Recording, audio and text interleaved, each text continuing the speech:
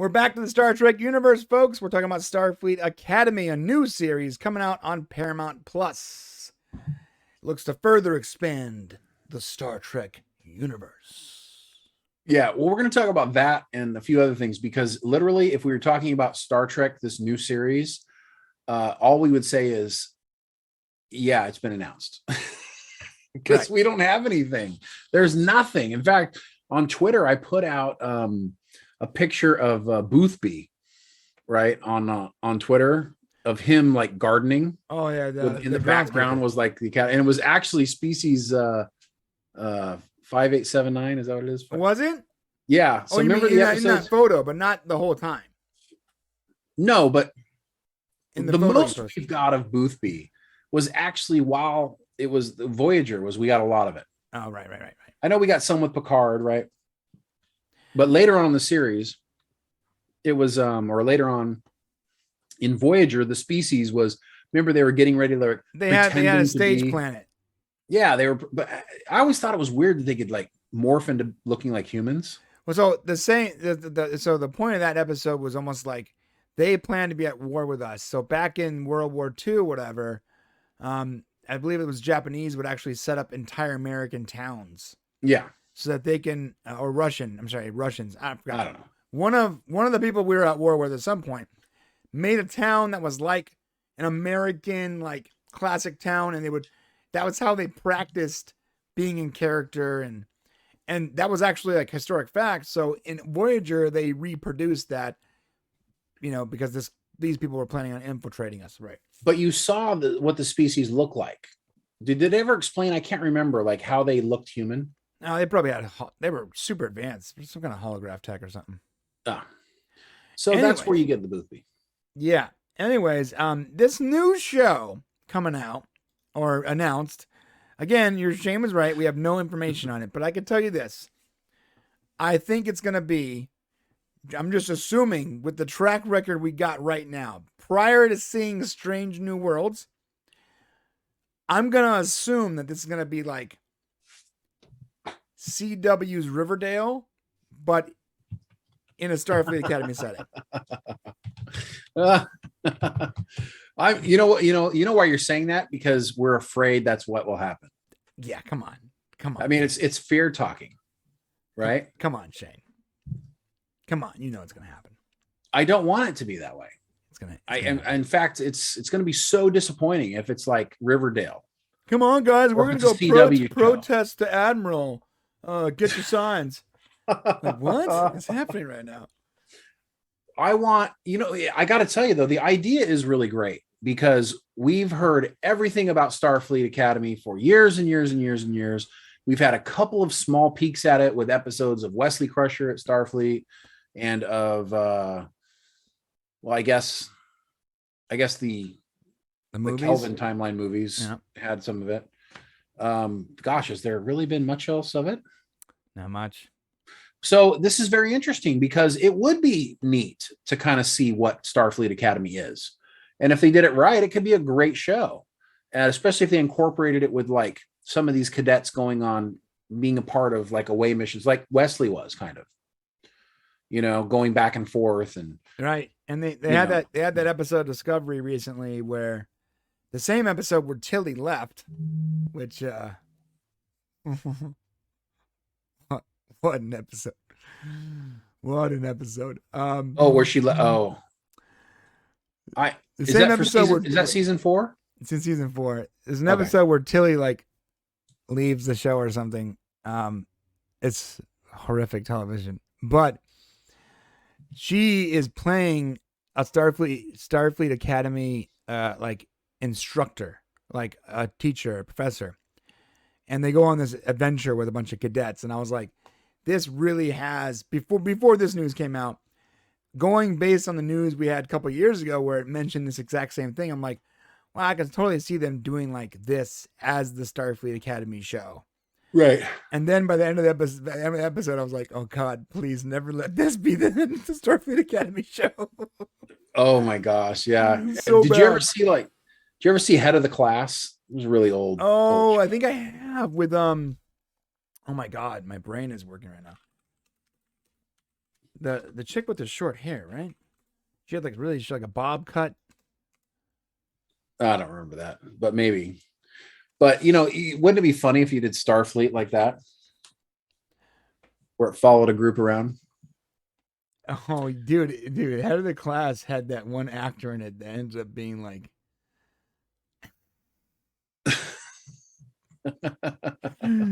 He ends up. This actor ended up being like a massive perv, and and he ended up going on to produce stuff at like Nickelodeon. But he was like a foot fetishist, and he would be focusing on like the teenagers' feet the whole time. And no one caught on for like 5 or 6 years until somebody finally put like a compilation of it out, and he ended up getting fired. Oh, because there's pictures of all these underage girls' feet. That's funny. Ken says Howard Hessman. That's him. Yeah. So I mean, I don't know. What do you think? So you're saying it's CW? Okay, fine. No, not Howard Hessman. It's Dan Schneider. Well, yeah. Dan Snyder ended up being a producer at Nickelodeon. Hey, they go where they want to be. They go where they go to. Oh, dude, it's so bad. Yeah, but I do remember that show, by the way.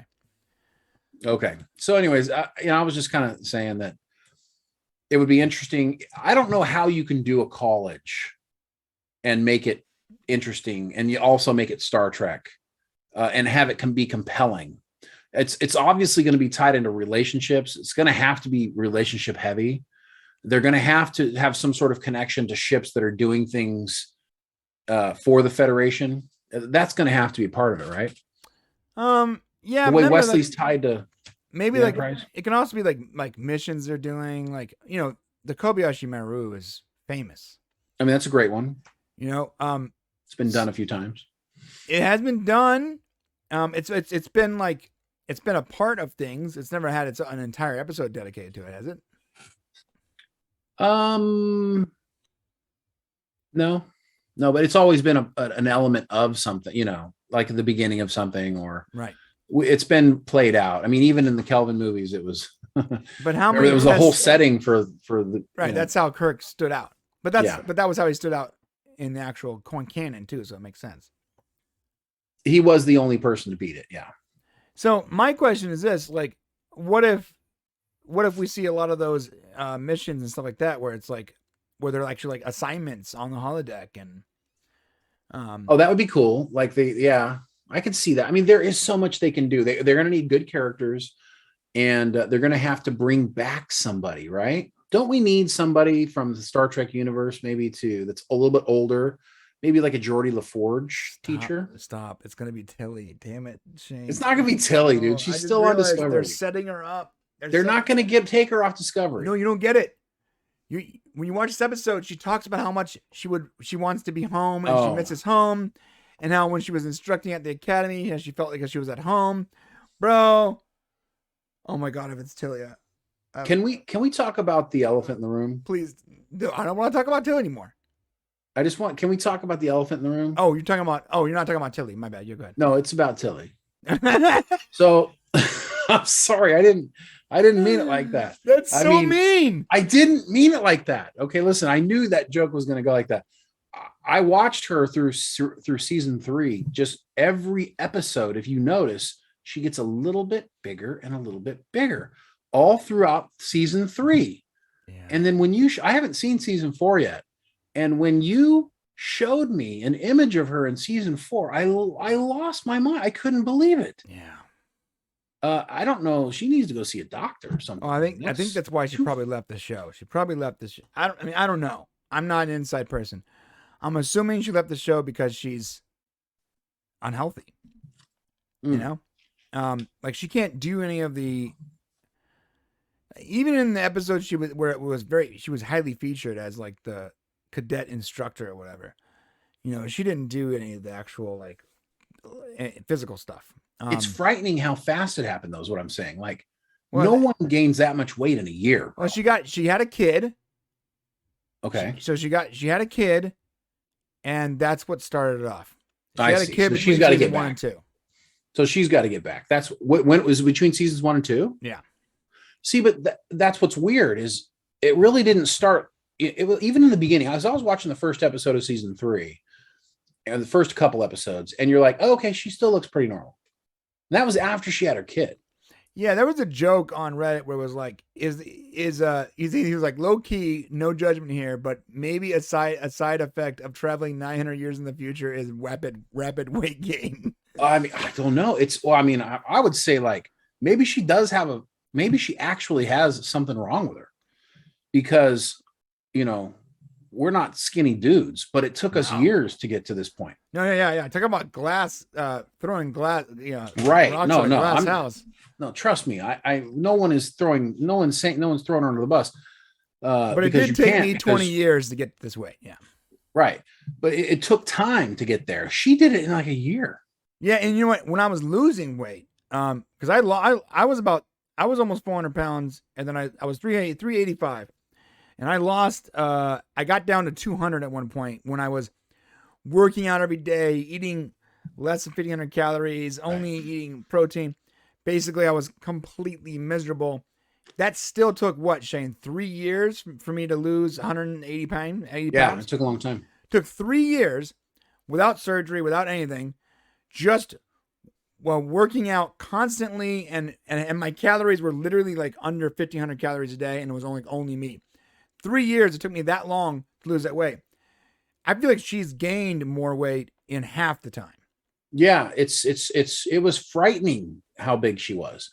Like when you looked at her in season 4, you're like, something's not right here. So hopefully she's okay, and maybe she needs some sort of medical attention. She could have like a thyroid thing going on. Something crazy could be happening with her. So on that note, I can totally see them setting her up as some kind of Starfleet Academy instructor. I like Jeremy suggesting Chief O'Brien. Oh, that would be awesome. Right? Chief O'Brien. Oh my God. Which is also a throwback to Head of Class. I got the vapors thinking about it right now. Oh, yes. Yeah. Oh, yes. His name is what's his name? Michael. No. What is his name? What's Miles O'Brien's name? Oh, wow, that's funny. I knew it until you said it. The actor's name is damn, son.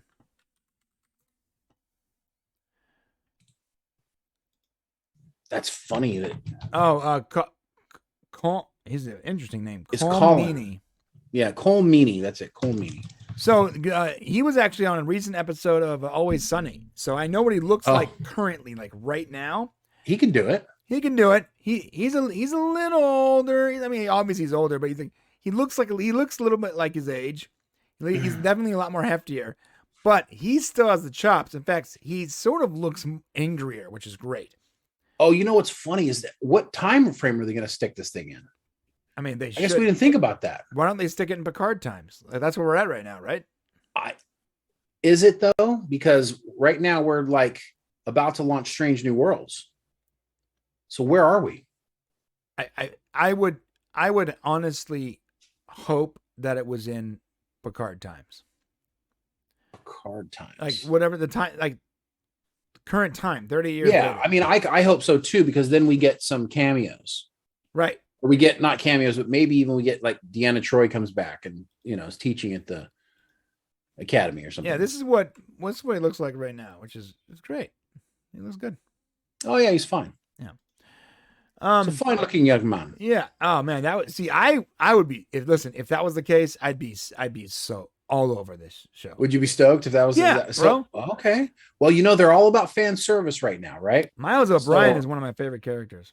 If Strange New Worlds kicks off and people are like, even the old Trek fans are like, oh, okay, not too bad, because nobody's going to be like, oh yeah, I'm all in. They're going to be like, all right, okay, I like Pike, you're going to get a little bit of that. If they start sensing more of that and they start getting more subscribers and more things happening, you definitely are going to see like characters come back and you can see Michael Dorn at the Academy. Like, yeah, see, if you put it in Picard times, you can actually take characters from these series and actually use them.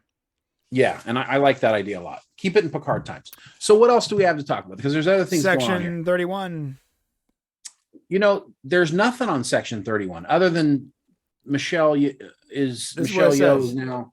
It says during Picard's TCA executive session Thursday morning, Nicole Clemens, president of Paramount Plus Original Scripted Series, noted that Michelle Yeoh-led Section 31 was still in the works and she was expecting news soon. But in the works meaning they still want to do it, but it's not moving forward at all. Oh, I see. Like they haven't started doing it. Yeah, no, that I totally want it to happen, but they got to explain some things.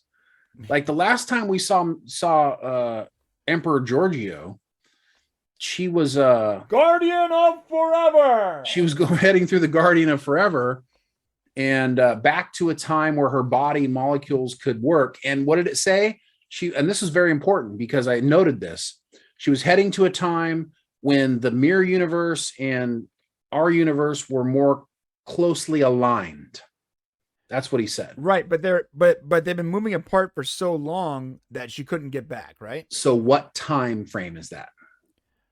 Oh, well, if it follows the time that she showed up right at the end, right when Michael was going to betray her. So are they going to stick her? No. I'm not saying. I don't know if she necessarily goes to Mirror Universe. You know what I'm saying? They're probably going to jump her into Section 31. Oh, wait. She didn't stay in the Mirror Universe? She came back? Oh, yeah. She came back. What? I thought she stayed there. No. So she woke up. She actually never even left, which is really weird. Really? Because we saw a whole episode of her interacting with Michael Burnham from that side. Yeah. So she spent it was 3 minutes of real time, but in her body clock time, it was 2 months, or I can't remember, month or 2 months. She was gone. Kind of like Picard's Inner Light episode. Oh, I see. And so she woke up and they're like, what the heck? You said she'd be okay. And they're, getting all over the Guardian, and the Guardian's like, she needed to prove herself that she had actually changed before he would actually help her. Oh, I see. So he sent her back, however they did it. And she made different choices, right?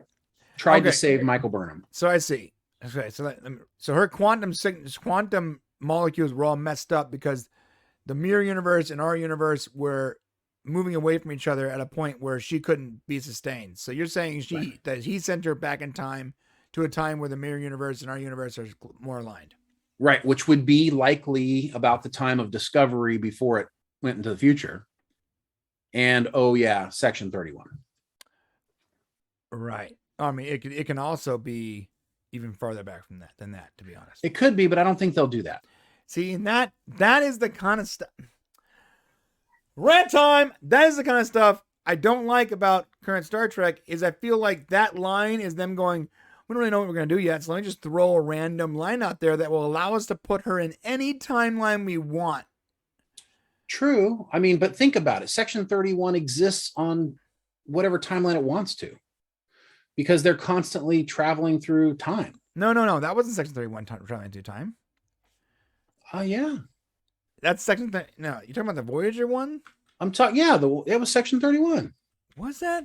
Yeah, they travel through... They do whatever the heck they want. But they didn't always have time travel, though. We don't know a lot about Section 31. It's that one episode in Voyager, right? And then a little bit in Enterprise, when the time police or whatever they did the time cop thing. Well, yeah, but was that guy? Yeah, you're talking about the guy with the soft face that helped. Yeah, but I don't think he was part of Section 31. I don't know. Yeah, I mean, yeah, Section 31 has a lot of. I mean, I think they have time travel. I'm sure. Aren't they supposed to be keepers of things? Let's see. There are different things in different centuries. Yeah, I don't remember. I guess that was Section 31 in Voyager. But I thought those were like the temporal police or something like that. Yeah, see here it says the 2230 Section 31 discovered the Klingons were researching time travel, believing itself to be in a temporal arms race. The Daedalus project was developed in the hopes of gaining strategic advantage. So, and then by the mid 23rd century, Section 31 operated with some level of oversight from Starfleet. It was using an abandoned penal colony as its headquarters. This is actually very interesting. I don't know if that's the same organization that was messing with Voyager, though. It was Section 31, 100%. I mean, that's where I first learned about Section 31, right?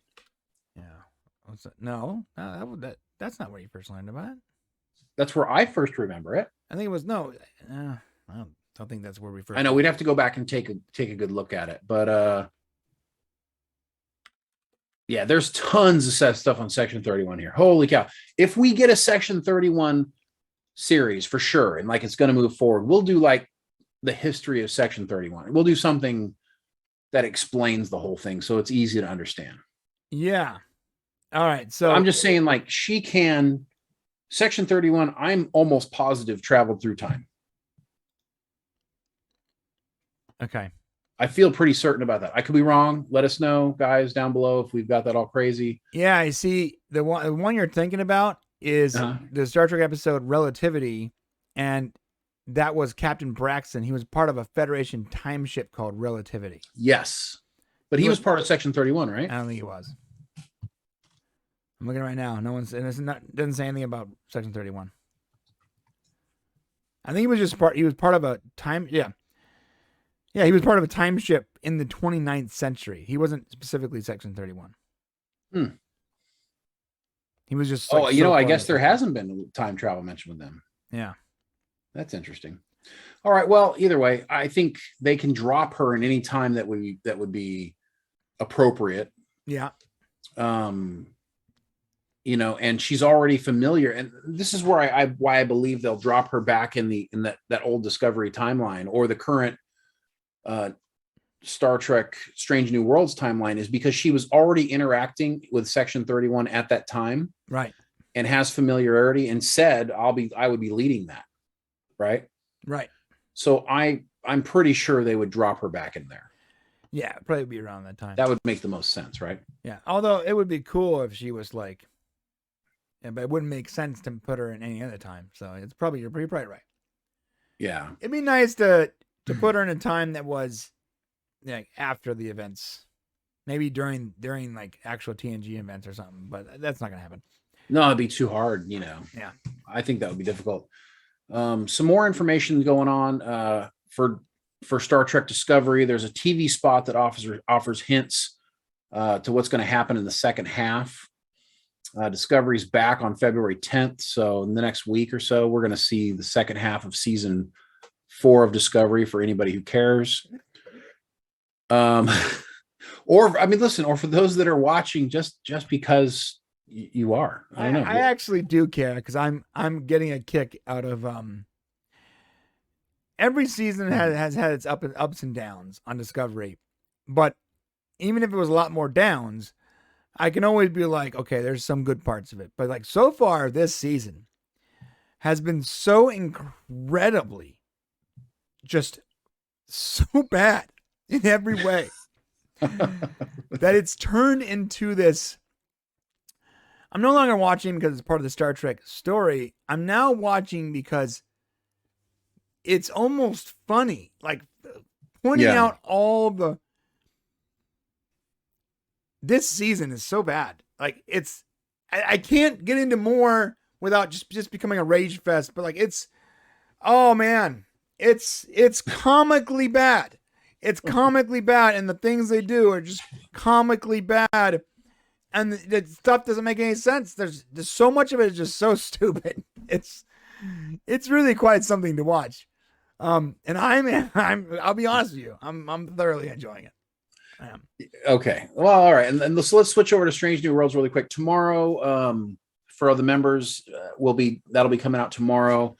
If you're seeing this as a clip, then Go and check out on our Popcast Prime channel. We're going to have a whole thing on Strange New Worlds. We're talking about, we give you a special look at Uhura's backstory for the first time. Lieutenant Uhura, well, Cadet Uhura in this show is, we get her backstory. We get to learn who she really is, where she comes from, which is kind of cool. We get to learn about Khan's connection to Strange New Worlds, a little bit more about that. And do you have the urge to scream Khan every time you see the words Khan? Khan! Yeah, you do. And just some interesting stuff about Strange New Worlds coming. The fact that it's right on the heels. It's actually going to premiere the same day that Picard's season finale comes out. Will be the first day that we get the first episode of Strange New Worlds, which is going to be really exciting. So, and this is happening right after Discovery leaves for the future, right? Yeah. So, they're basically picking up where, Discovery left, and Strange New Worlds will continue on. So can they, theoretically, could they continue on and keep making Star Trek as if that's where we're starting? Like almost like a soft reboot? They can right up until Kirk comes in. And if they wanted to, I guess they could reboot Kirk.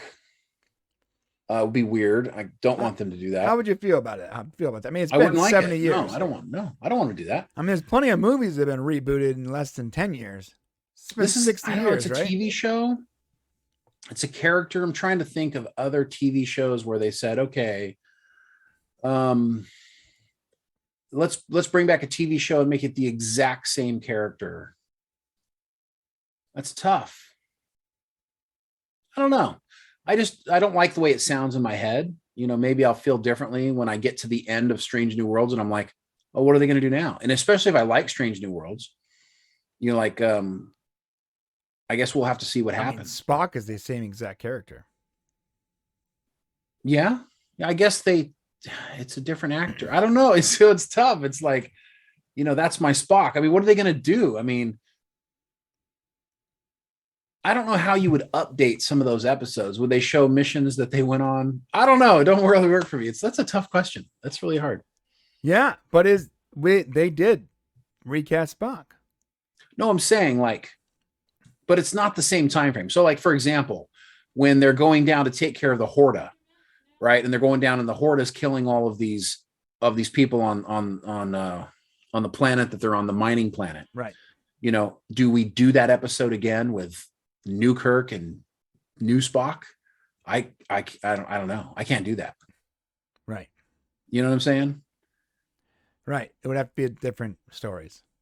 It'd have to be different stories, but still then you have to how do you marry it up to what happened in the past? So do you run across those similar characters? It's just very complicated. I don't know. Has any show ever done that?